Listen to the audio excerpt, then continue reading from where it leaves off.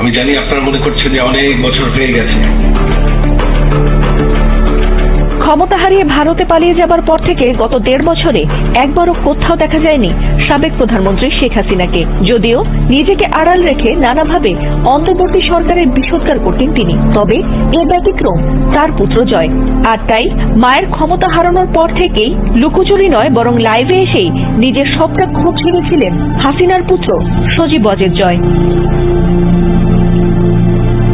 তেমনি এবারের নির্বাচন সহ নানা প্রসঙ্গেও সামাজিক মাধ্যমে বেশ সরব তিনি। নিজেদের দল আওয়ামী লীগ অংশ না নেয় এবারের নির্বাচনকে স্বীকৃতি দিতে রাজি নন তিনি, এমনকি এ নির্বাচনকে প্রহসনও বলেছেন তিনি। তবে মজার ব্যাপার হলো, এবারের নির্বাচনকে স্বীকৃতি দিতে রাজি না হলেও বিএনপির চেয়ারম্যান তারেক রহমান প্রধানমন্ত্রীর দায়িত্ব নিলে তার সঙ্গে ঠিকই আলোচনায় বসতে চান বলে জানিয়েছেন ক্ষমতাচ্যুত প্রধানমন্ত্রী শেখ হাসিনার ছেলে সজীব ওয়াজেদ জয়।